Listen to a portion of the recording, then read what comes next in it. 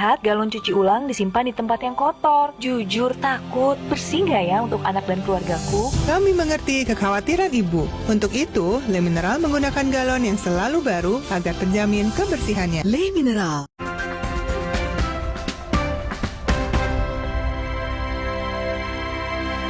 Memang ada orang besar, ada yang backup.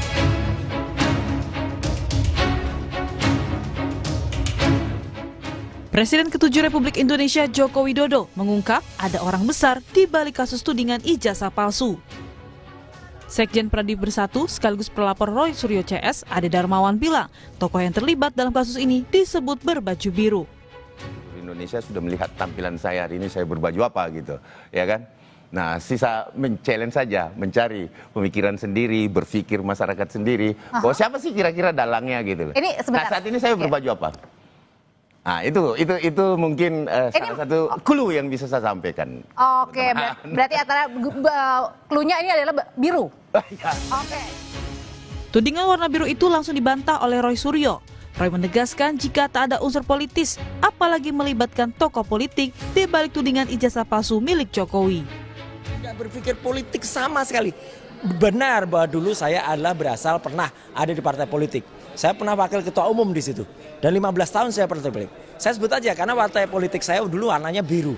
Tapi benar-benar saya insya Allah jamin ya tidak ada, dan bahkan kami itu meskipun saya hubungannya masih sangat baik ya dengan beliau yang katanya mau dituduh itu yang mau memajukan anak, nggak ada sama sekali. Beliau itu orang negarawan sangat, tidak pernah berpikir, tidak pernah cawe-cawe, bukan seperti yang ini. Sementara Ketua Umum Partai Demokrat Agus Harimurti Yudhoyono membantah partainya di balik polemik ijazah palsu Jokowi. AHY bilang tudingan itu fitnah besar yang ditujukan ke Partai Demokrat. Disebut-sebut di belakang ijazah palsu Jokowi, apa tanggapannya Pak AHY? Tanggapannya aja Pak. Tanggapannya soal Demokrat disebut-sebut di belakang. Polemik ijazah Jokowi kini akan bergeser ke aroma politik. Hingga kini polisi pun belum menetapkan satupun tersangka. Tim Liputan Kompas TV.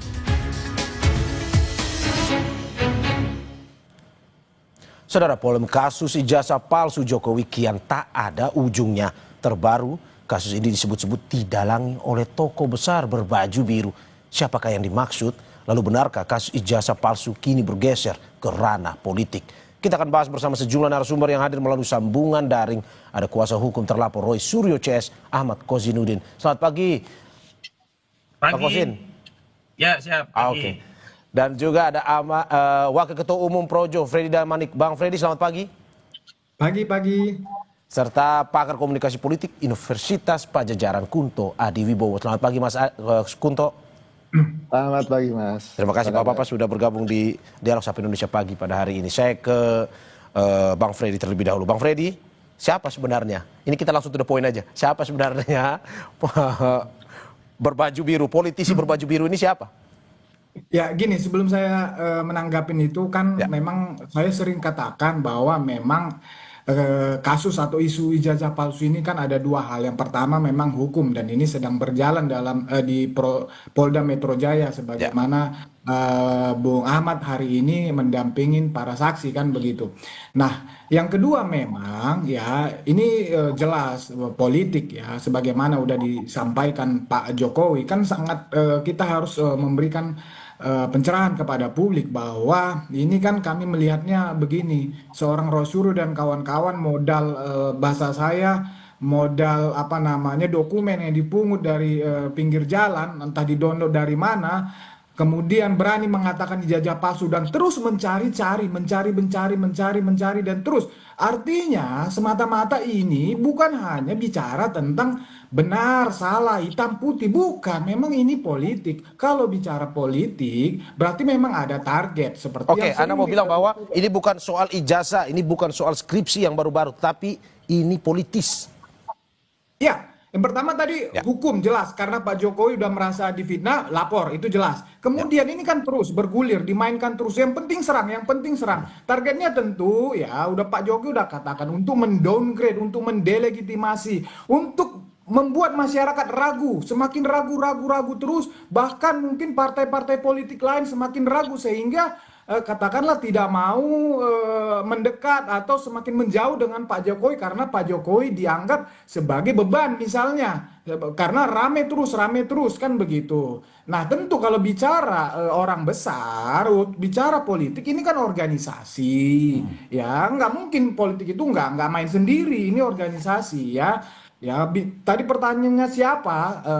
Saya tidak akan menyebut nama seseorang atau lembaga tertentu, tetapi saya pernah itu di dalam suatu media walaupun offline, Mas Roy pernah katakan kepada saya, seorang tokoh besar, dia bilang saya sudah ketemu dengan seorang orang besar, tokoh besar, beliau mengatakan saya dukung, Mas lanjutkan. Nah, dari situ saya percaya memang. Oh, ini perkataan Roy Suryo kepada Anda? Kenapa? Ini perkataan Roy Suryo kepada Anda waktu itu? Perkataan Roy Suryo, ada beberapa orang waktu itu di situ, walaupun itu offline, saya nggak akan sebut nama di sini, tetapi itu beliau yang katakan di situ. Saya dukung Mas, lanjutkan. Kan Bang Freddy, sorry, saya tegaskan lagi, dikatakan secara offline, waktu itu Roy Suryo menyebutkan nama. Ya, beliau menyebutkan nama, tapi saya tidak akan sebutkan nama itu di sini. Ya, beliau sekali lagi saya katakan, saya dukung Mas, lanjutkan, kan begitu. Itu Mas Roy. Ada teman yang lain waktu itu di situ. Kita kan biasalah kalau di ruang kopi itu ngobrol-ngobrol biasa begitu. Oke, Bang Roy, Bang Freddy, sorry, Bang Freddy, saya tegaskan sekali lagi, Bang Roy tidak menyebutkan nama, tapi ini kan sudah Bang Roy beredar. sebutkan nama, saya yang tidak akan Bang Roy sebutkan nama, tapi ini kan sudah beredar luas, menjadi pertanyaan juga semua pihak, takutnya menjadi bola liar. Nah, saya ingin tegaskan sekali lagi dengan Bang Freddy, kalau memang disebutkan nama, memang Bang Freddy tidak bisa menyebutkan, tapi apakah betul ini adalah politisi yang kita kenal selama ini dan juga memang selama ini menduga ke satu orang yang mungkin Pak Jokowi bilang sebenarnya kita sudah tahu. Apakah betul seperti itu? Ini politisi besar. Masyarakat tahu, publik tahu ini tokoh besar kan begitu. Dia sebut nama itu. Oke, dan betul ada unsur birunya? Kalau itu saya nggak mau terjebak di dalam clue seperti itu, tetapi saya yakinkan bahwa masyarakat sangat mengenal tokoh ini. Gini loh. Sangat mengenal ini maksudnya seperti apa? Sangat mengenal nih, karena kan semua orang kita kenal. Pak Jokowi itu tokoh politik, politisi ulung lah kan begitu. Jadi pasti dia menyebut itu bukan omong kosong kan begitu, bukan omong kosong. Dia tahu, dia juga masih punya kaki-kaki, dia bisa cari siapa itu orang kan begitu, karena dia sudah dapat itu maka dia sebut. Tokoh besar, sangat besar, tokoh ini besar. Nah, tokoh besar ini apa? Dalam arti bahwa seorang politisi biasa, seorang pejabat politisi besar. Bagaimana menggambarkan seorang politisi besar ini? Karena saya juga tidak bisa menebak-nebak juga. Bang Freddy, bagaimana kita menggambarkan seorang politisi besar? Apakah memang dia pernah menjabat sebuah jabatan penting? Paling tinggi politisi besar itu adalah presiden sebenarnya. Ya, yang pasti dia di partai politik, ya, dia punya dia memang berkuasa kan begitu. Saya nggak bisa menyebut lebih ini lagi lah ya, tetapi memang sebetulnya di medsos sudah banyak lah, di publik sudah beredar ya, Jadi saya rasa itu benar itu adanya. Oke, Bang, kalau dari apa yang dikatakan kemarin itu di salah satu dialog di Kompas, mengatakan bahwa memang ini merujuk kepada politisi biru dan ini memang sudah tersebar pun juga ini beredar liar, bola liar, dan sudah langsung ditanyakan ke orang yang bersangkutan, yakni seperti yang berita tadi, Ketua Umum Partai Demokrat Agus Harimurti Yudhoyono. Benar, ini tuduhan mengarah ke situ atau tidak? Sebagai konfirmasi saja. Ini siapa? Bang Freddy, masih Bang Freddy. Sekali lagi saya mohon maaf, saya tidak bisa menyebut langsung ya ke clue-nya, tetapi kan begini, ini politik. Politik tidak harus disebut ya jelas seterang benderang, tapi ini sekali lagi politik bisa langsung bisa tidak langsung. Itu bisa disangkal, nanti ada momentumnya, saatnya adalah itu disanggah ya, karena memang belum ada yang menyebut langsung nama misalnya, ya wajar saja Mas Ahaye menyangkal itu karena memang bukan disebut dia atau siapapun yang berkaitan dengan dia ataupun partainya, wajarlah dia menyangkal itu. Tetapi ya sekali lagi ini politik, Pak Jokowi punya target tertentu, punya tujuan untuk menyampaikan itu. Bisa jadi supaya mengirim pesan, kira-kira tanda kutip, lu jangan macam-macam, gua tahu siapa lu, kan begitu. Udah, kalau kita mau main politik, jadi nanti akan diselesaikan secara politik. Hukum kan sudah berjalan, politik pasti Pak Jokowi akan selesaikan secara politik. Itu sebetulnya biasa aja lah, politik seperti ini biasa aja. Cuma memang ini terlalu cepat, menurut saya terlalu cepat. Ini masih 2029, masih terlalu jauh. Tetapi sah-sah saja lah, cuman pasti Pak Jokowi punya pesan untuk itu aja. Oke, sebelum saya ke Mas Kosin, Bang Freddy, saya tegaskan singkat saja. Berarti yang kemarin disebutkan oleh Bang Roy itu bukan hanya dukungan secara verbal, tapi juga ada pendanaan untuk mendukung ini, atau bagaimana? Kita percaya itu karena bisa secara langsung, bisa pun tidak langsung. Karena memang ini kan kita lihat nggak ada berhentinya, ya terus menerus kan begitu. Oke, saya ke Mas Kosin. Mas Kosin, bagaimana Anda menanggapi terkait dengan pernyataan Pak Jokowi ini? Ada sosok besar pun juga seperti yang dikatakan oleh Bang Freddy tadi, itu terlontar langsung secara verbal dari Roy Suryo. Baik, bismillahirrahmanirrahim. Yang pertama, saya ingin ingatkan kepada kita semua. Sepertinya ada terjadi permasalahan komunikasi. Bang Kosin, saya sapa lagi. Bang Kosin, bisa mendengar suara saya? Saudara Joko Widodo selain melaporkan klien kami dengan melaporkan dengan pasal 311 KUHP tentang fitnah. Nah, hari ini justru alih-alih Saudara Joko Widodo membuktikan apa yang dituduhkan terhadap klien kami yang mengedarkan fitnah, hari ini justru Saudara Joko Widodo secara telanjang terbuka di hadapan publik mengedarkan fitnah. Jadi fitnah itu tidak hanya ditujukan kepada tokoh besar tersebut, tetapi juga merujuk kepada klien kami. Seolah-olah klien kami ada di bawah kendali tokoh, tidak menjalankan agenda konstitusional secara mandiri, sehingga klien kami bisa saja dianggap sebagai pion politik dalam sengkarut persoalan ijazah palsu ini. Perlu kami tegaskan bahwa klien kami sedang menjalankan agenda konstitusional sebagai warga negara, diberi kemerdekaan menyampaikan pendapat dan mengajukan kritik terhadap ijazah Saudara Joko Widodo, dan hari ini bergulir di dua kepolisian institusi di Polda Metro Jaya dan ada di Bareskrim Mabes Polri.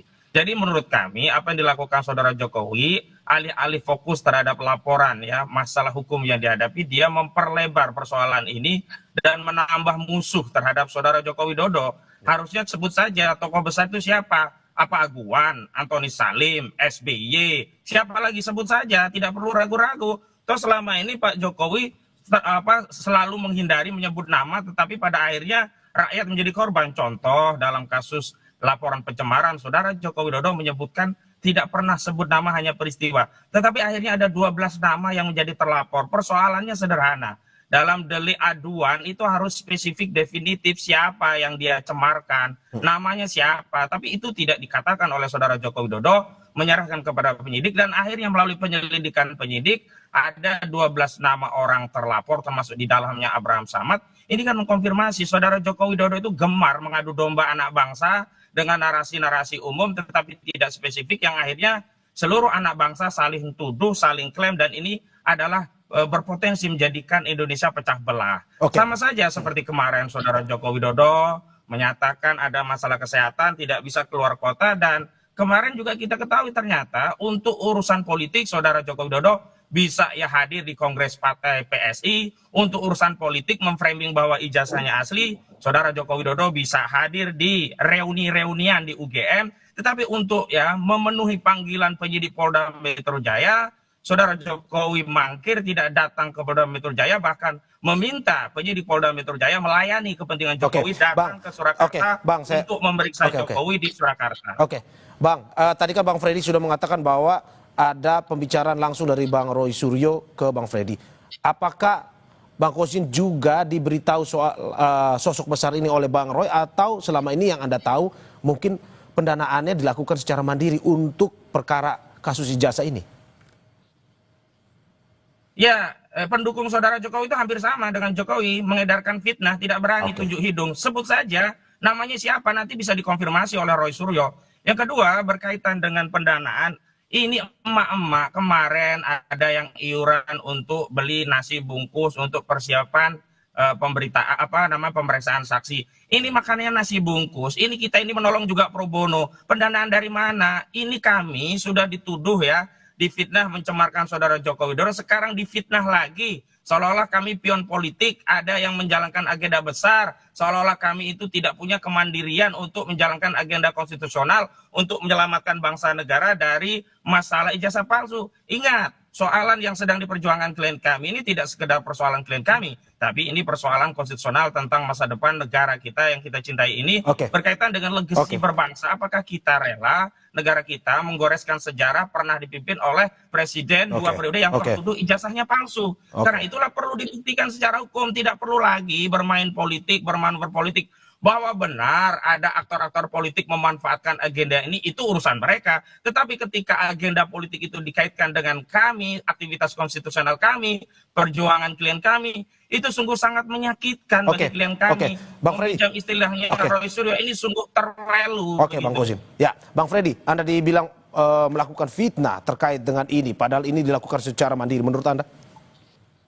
Ya, seperti saya sampaikan tadi, ya ini kan sederhana, ya sangat sederhana. Ya, Bung Roy dan kawan-kawan terus-menerus memainkan isu ini ya.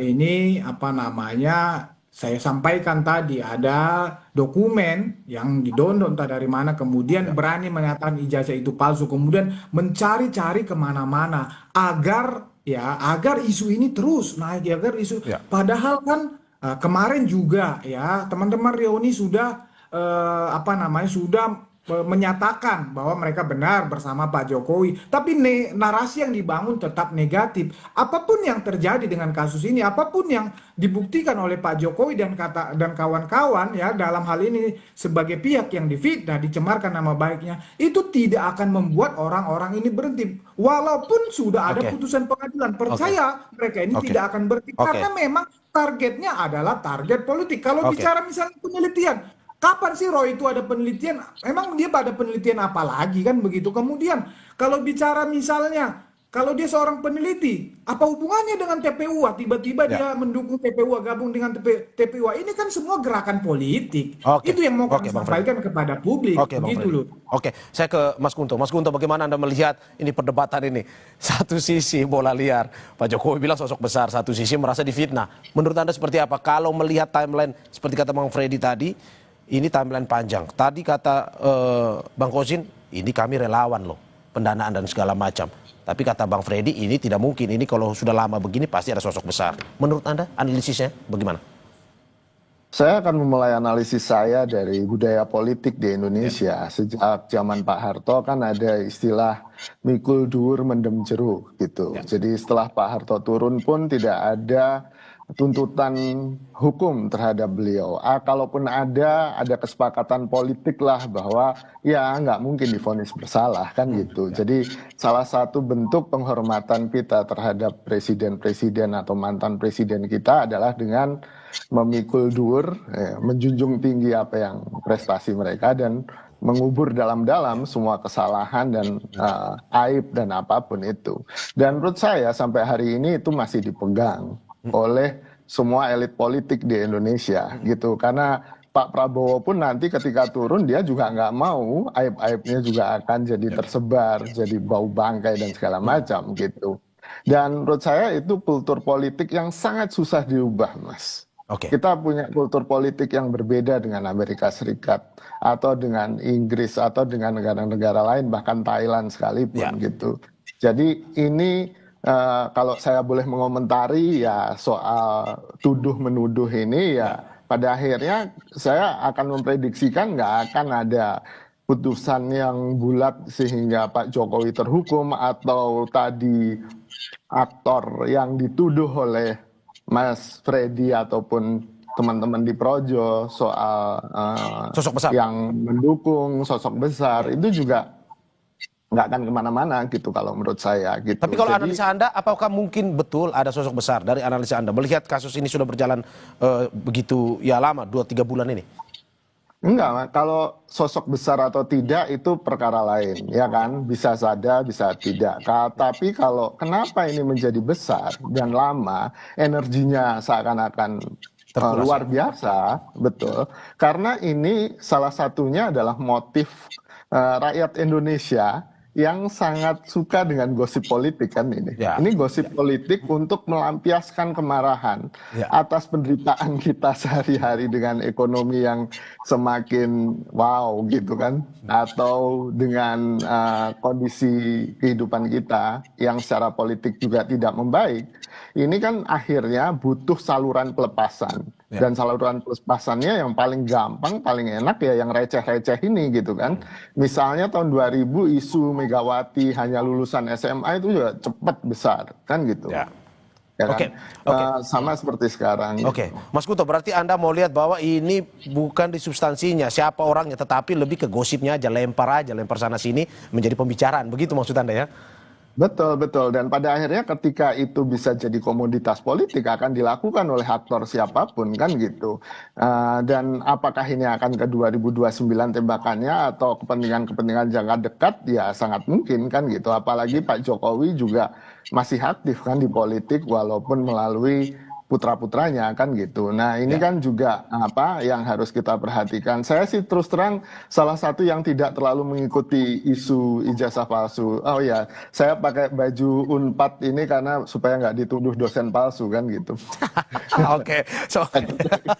Oke Mas Kuto, saya ke Bang Gosin. Bang Gosin, apakah dengan tuduhan seperti ini teman-teman Anda dan juga teman-teman Roy Suryo CS akan tetap fokus di persoalan hukumnya dan juga pertanyaannya dengan ada tuduhan seperti ini siapa yang untung, apakah pihak Roy Suryo ataukah pihak Jokowi? Tapi sebelum Anda menjawab kita saksikan usai jeda.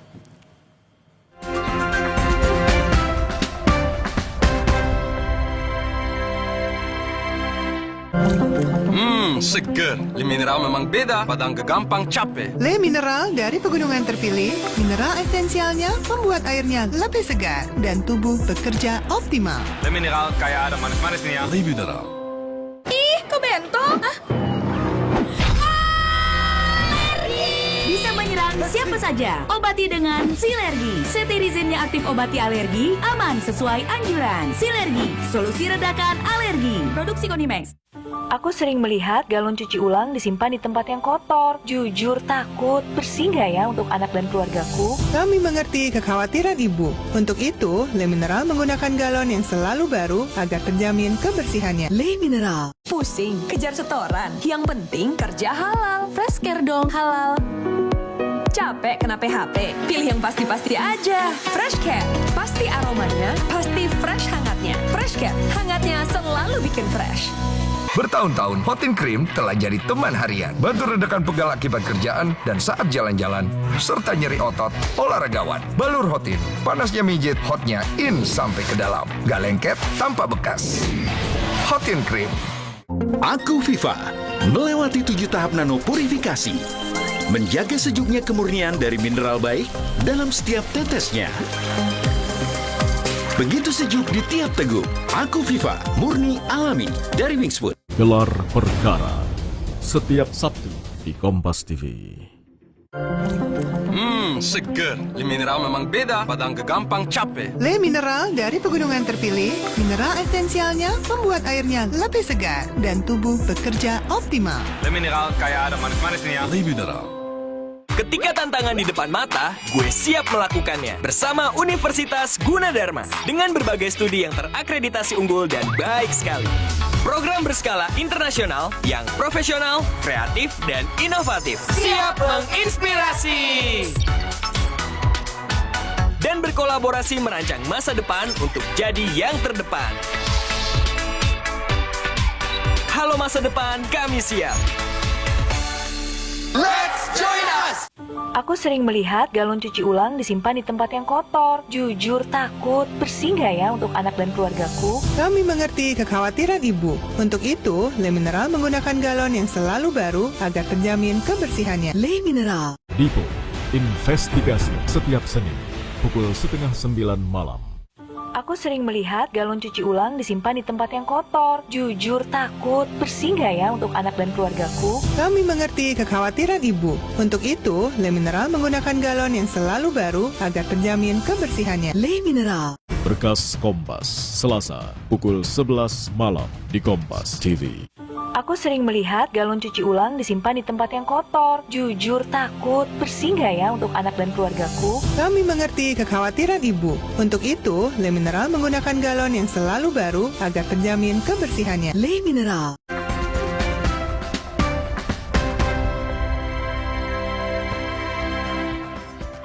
Terima kasih masih di Sapa Indonesia Pagi bersama saya Mario Sarong dan sejumlah narasumber saya. Ada kuasa hukum terlapor Roy Suryo CS, Ahmad Kozinudin, serta Wakil Ketua Umum Projo, Freddy Damanik, dan pakar komunikasi politik Universitas Padjadjaran, Kunto Adiwibowo. Saya ke Bang Kozin. Bang Kozin, bagaimana Anda menanggapi terkait dengan tuduhan ini? Apakah Anda tetap fokus untuk nantinya proses hukum ini tetap berlanjut atau seperti apa dengan adanya pernyataan dari Pak Jokowi? Baik, soalan tentang syarat konstitusional untuk menjadi kepala negara itu syarat yang berkaitan dengan kelangsungan hidup bernegara. Ya. Jadi bukan gosip politik recehan. Jadi saya kecewa jika hanya mengamati dari jauh lalu menyimpulkan ini hanya gosip politik belaka. Ya. Sehingga seolah-olah yang terlibat dalam perjuangan ini adalah perjuangan yang tidak penting. Itu yang mau saya koreksi. Yang kedua, kalau berkaitan dengan masalah konstitusional, ini kaitannya adalah dengan keberlangsungan masa depan sehingga kita harus fokus juga dengan agenda konstitusi. Jangan kemudian memalingkan agenda konstitusi ini menjadi agenda politik lalu meminjam saran hukum pada saat saran hukum itu sudah diproses melalui Polda Metro Jaya. Saudara Joko Widodo masih melakukan agenda politiknya melalui framing-framing misalkan reuni-reunian, kemudian mengedarkan tuduhan ada orang politik besar, kemudian merasa ada perasaan politiknya di downgrade, kemudian feelingnya menyatakan ini itu menurut saya satu tindakan yang justru tidak negarawan, yang justru makin mengkonfirmasi ini orang memang bermasalah. Yang kedua, kalau kita bicara mikul dur mendem jeruk itu bisa kita lakukan kepada saudara Presiden Soeharto, tapi tidak kepada saudara Joko Widodo. Tidak mungkin kita itu mempermaklumkan terhadap kebohongan-kebohongan. Coba bayangkan, ijazah palsu untuk mencalonkan sebagai presiden dan menjadi presiden 2 periode. Kalau itu terbukti, nggak mungkin bangkai seperti ini mau dipendem jeruk. Nggak bisa, kita harus tuntaskan ya bangkai ini di periode kita dan kita akan mewariskan legasi bangsa kita kepada generasi selanjutnya dengan kejujuran. Tidak boleh ada lagi bohong-bohongan. Kalau kebohongan ini dipermaklumkan, kemudian dipendem jeruk, dipikul durnya ada yang baik-baik saja, maka negara kita tidak bisa belajar tentang bahaya dari kebohongan. Negara kita tidak belajar bagaimana menjadi sikap bagi seorang yang negarawan. Dan kita tidak boleh mensimplikasi persoalan ini seolah-olah hanya repetisi sejarah. Setiap masa ada zamannya, setiap zaman ada sejarahnya sendiri. Tidak mungkin kita kaitkan persoalan ini dengan simplifikasi ke peristiwa Soeharto yang memang banyak hal dari sikap kenegarawan Soeharto. Saya seperti permasalahan komunikasi, saya ke Bang Freddy. Bang Freddy, bagaimana Anda melihat bahwa ini tuduhan ini sepertinya mau mengaburkan dalam sisi kebangsaan kita. Dan Joko Widodo tidak menjadi presiden, tapi saja ya melakukan suatu tindakan yang seolah-olah menjadi penguasa. Begitu. Mohon maaf, ini punya saya, habis mungkin nanti betul ya. Lanjut ya. Tidak apa-apa. Sambil kita terus berlanjut, saya ke Bang Freddy dulu. Ke Bang Freddy, bagaimana Anda melihat bahwa ini sepertinya Pak Jokowi dengan melempar pernyataan ini mau sedikit mengaburkan kasus hukum yang sedang berjalan terkait dengan ijazah, dugaan ijazah palsu. Menurut Anda seperti itu atau bagaimana?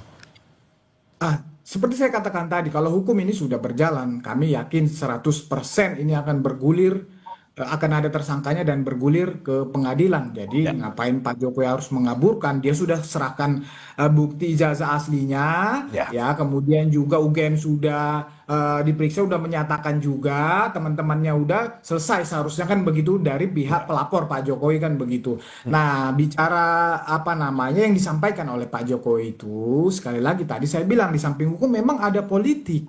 Ya, Pak Jokowi itu sebagai aktor politik, ya dia nggak mungkin diam saja kalau diserang terus-menerus pakai isu ijazah palsu, ya pemazuan Gibran dan lain-lain. Tentu dia juga harus ya bermain politik juga. Jadi publik kita juga harus dikasih pencerahan. Bukan, saya sepakat sebetulnya tadi nggak perlu kita kepala negara siapapun ya, kalau ada kasus hukumnya harus diproses. Cuma dalam hal ini itu tidak berlaku untuk Pak Jokowi, memang dia bersih selama ini, tidak ada kasus hukum termasuk ijazah palsu ini. Ini clear. Jadi gini, yang mau saya katakan adalah apapun ya, sekali lagi apapun yang disampaikan oleh Pak Jokowi dan orang-orang yang bisa membuktikan tentang kebenaran dan ijazah palsu ini, termasuk kemarin reuni, yang akan disampaikan reuni-reunian. Ijazah asli disita, mereka juga tidak percaya. UGM bilang ijazahnya asli, mereka juga tidak percaya. Jadi mereka ini hanya percaya terhadap kebenaran mereka saja dan orang-orang yang mendukung mereka saja. Jadi memang Bang Freddy, menurut Anda selesainya. Menurut Anda kalau misalkan pada akhirnya Pak Jokowi terus merasa risih dengan ini, apakah perlu Pak Jokowi mengungkapkan siapa sosok besar itu ataupun siapa dalangnya? Menurut Anda seperti itu? Ini politik. Ya, ini politik. Jadi kalau memang semakin diserang, tentu akan Pak Jokowi juga akan semakin progresif. Apakah itu bisa menyebutkan, dia yang langsung menyebutkan atau melalui orang-orangnya dia, itu bisa saja. Namanya politik, kemungkinan apapun bisa terjadi. Yang pasti Pak Jokowi jika diserang dia akan bertahan, bahkan menyerang balik.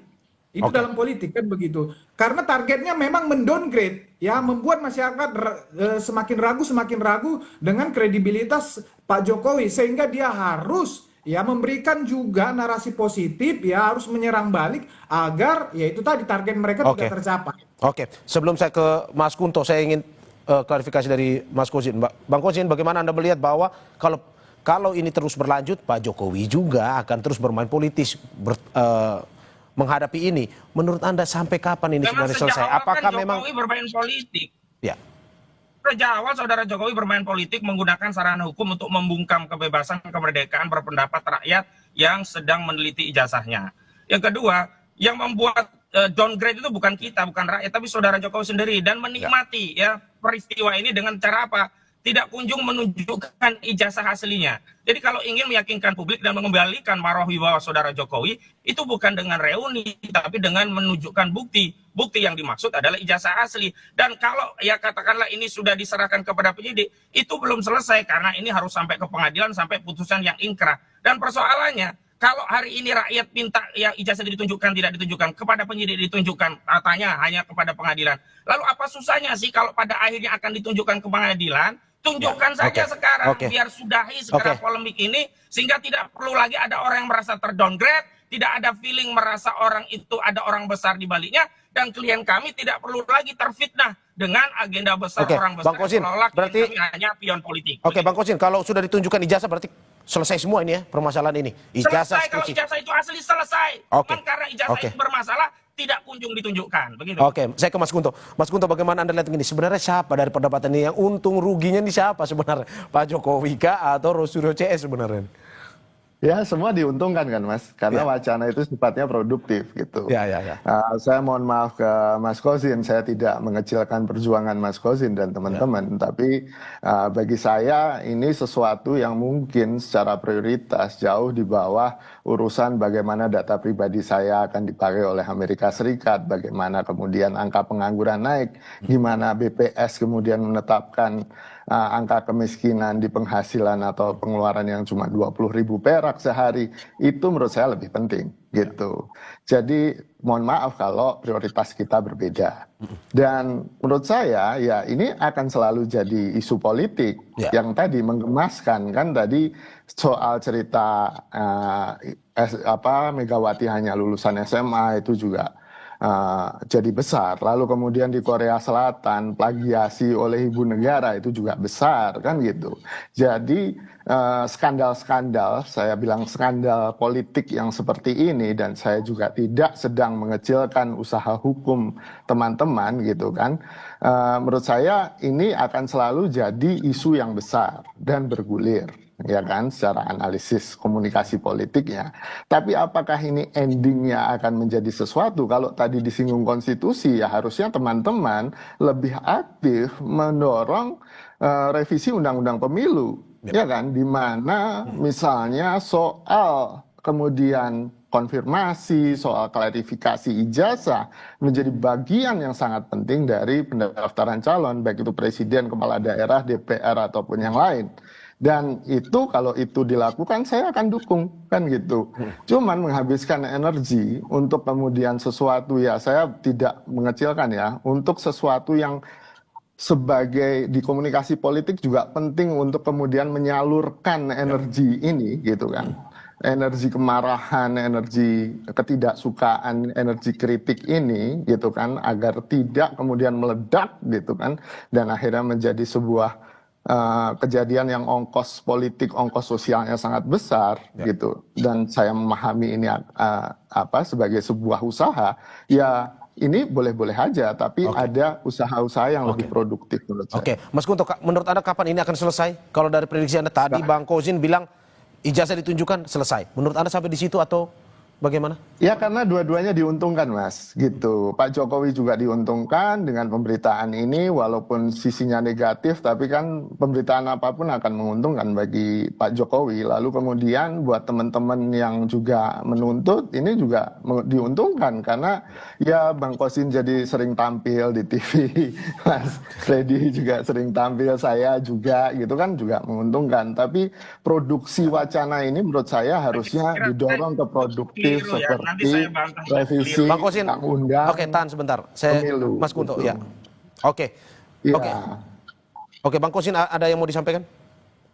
Ya, saya kira keliru loh. Saya tidak sama sekali menikmati hal ini, dan semua yang terlibat dalam agenda menguak ijazah palsu ini sebenarnya ingin segera terungkap. Dengan cara apa? Diperlihatkan ijazah asli itu sehingga seluruh anak bangsa bisa rukun kembali dan bisa fokus hal-hal yang disebut lebih produktif lagi. Jadi keliru kalau dianggap kami memanfaatkan atau mencari keuntungan dari peristiwa ini. Justru kami ingin segera selesai. Nah, karena agendanya sekarang agenda hukum, harusnya fokus kepada hukum. Nah, ketika agenda yang ditarik ke unsur politik, berarti saudara Joko Widodo yang memang tidak mau cepat menyelesaikan persoalan ini. Oke, Bang. Saya ke Bang Freddy. Bang Freddy, kalau kata Bang Kozin, ini selesai, tunjukin ijazah, selesai semua, dia jamin itu. Menurut Anda, apakah seperti itu atau bagaimana? Nggak mungkin itu. Bahkan putusan pengadilan saja tidak akan membuat isu ini selesai. Iya. Gitu loh. Jadi gini. Anda tidak percaya berarti dengan pernyataan Bang Kozin tadi itu ya? Nggak mungkin itu. Ya susah membangun negara dengan suudon, tidak saling percaya. Ya sudah, kalau gitu berangkat saja, kita tarung sampai pengadilan, sampai kasasi, sampai PK, sampai laporan lagi, sampai bikin bukti baru, sampai rame negara kita ini. Jadi kan nanti kan pengadilan akan memutuskan, di pengadilan pada saat pembuktian akan ditunjukkan. Ya. Dari situ juga nggak akan berhenti. Tadi udah disampaikan, akan tarung terus. Jadi memang begitu targetnya, memang supaya masyarakat ya terus ragu.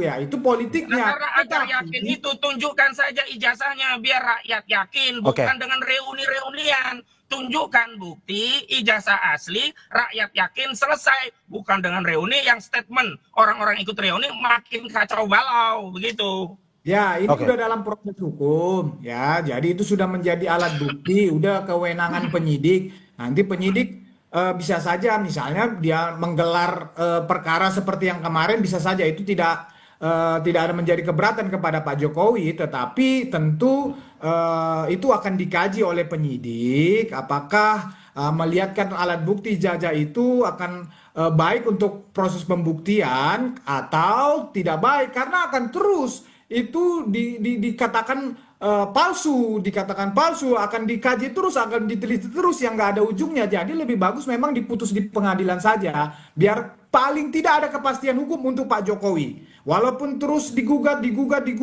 dibanding, dikasasi, silakan saja. Tetapi putusan pengadilan memberikan kepastian kepada Pak Jokowi. Itu saja. Oke, berarti dari pihak Pak Jokowi, Projo dan juga dari Pak Jokowi sendiri sudah siap ya bagaimana ini arahnya akan kemana, akan terus diikuti ya? Siap, dari sisi hukum udah saya katakan tadi jelas. Ya, ini akan berujung di pengadilan, putusan pengadilan. Dan kami yakin Roy dan kawan-kawan akan divonis fitnah dan pencemaran nama baik. Dari sisi politik, ya Pak Jokowi juga bukan aktor politik yang kemarin sore, aktor kawakan. Jadi yang disampaikan dia itu adalah pesan politik. Hayo, kalau lu mau masih main terus, ayo kita tarung. Kan kira-kira gitu aja, nggak ada masalah sebetulnya. Oke. Lanjut. Oke, Bang Kozin, bagaimana Anda melihatnya? Ini terus nih, baik hukum maupun politik pihak Jokowi siap untuk menghadapinya? Dari Roy Suryo CS? Ya, yang jelas tidak ada aktor politik sekawakan apapun, dia bisa menang melawan rakyat. Nah, ketika Saudara Joko Widodo tidak kunjung menunjukkan ijazahnya, berarti dia tidak sedang mengabaikan Roy Suryo dan kawan-kawan, tetapi sedang mengabaikan seluruh atensi rakyat. Dan silakan saja kalau memilih pilihan jalan yang lebih panjang dan melelahkan, serta resiko yang lebih besar berhadapan dengan rakyat, ketimbang menunjukkan ijazah asli yang itu lebih simpel, sederhana. Dan kami terus akan membackup, dan komitmen dari klien kami termasuk Abraham Samad itu sudah siap, bukan hanya untuk 2029, siap berjuang sampai titik darah penghabisan. Jadi tidak ada kaitannya dengan politik 2029 dan seterusnya. Dan tentu saja dalam konteks membela diri, jadi ketika Jokowi terus ya membuat bukti baru dengan bikin reuni dan sebagainya, jadi jangan halangi klien kami juga untuk membela diri, terus melakukan penelitian, pendalaman terhadap dugaan ijazah palsu ini, hingga seluruh rakyat paham, tahu siapa sebenarnya yang jujur, siapa sebenarnya pembohong. Begitu. Oke, saya terakhir ke Mas Kunto. Mas Kunto, ini sudah menurut Anda ini fokus saja ke ranah hukum, ataukah bolehlah ini sedikit-sedikit atau politis, tapi menurut Anda sebaiknya harus menghentikannya seperti apa? Nggak bisa dihentikan, Mas, kan gitu. Ini kan energi politik yang memang harus disalurkan. Dan menurut saya masing-masing punya conviction itu atau kepercayaan yang sangat tinggi bahwa mereka benar, kan gitu. Soal bohong dan kebenaran di politik itu kan selalu di abu-abu ya, Mas ya. Nggak ada kebenaran yang mutlak dalam politik. Kalau mau ya ayo kita ke ranah akademis gitu. Di situ kebenarannya bisa mutlak, kan gitu. Atau di ranah hukum sekalipun, kan gitu. Ya makanya mari kita hentikan trial by press gitu kan. Mari kita hentikan drama-drama atau gosip-gosip politik ini. Kalau memang mau energi kita memang lebih baik untuk membangun negara. Dan menurut saya, saya juga bagian dari rakyat yang tadi diklaim oleh Bang Kosin, kan gitu. Oke. Saya terima kasih Bapak atas apa yang disampaikan. Sebelum saya tutup, saya ingin tanya dulu ke Bang Kosin. Bang Kosin tadi bilang saat ini berada di Polda Metro Jaya. Agendanya apa hari ini, Bang?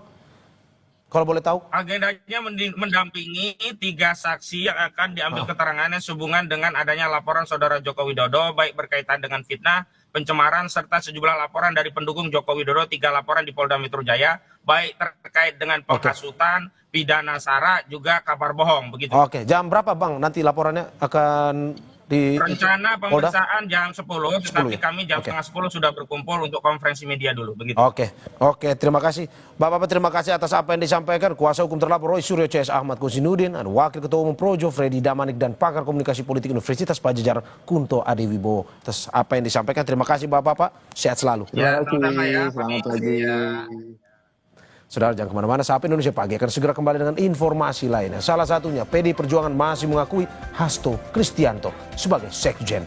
Meski telah divonis 3 tahun 6 bulan penjara dalam kasus suap Harun Masiku. Selengkapnya saat lagi.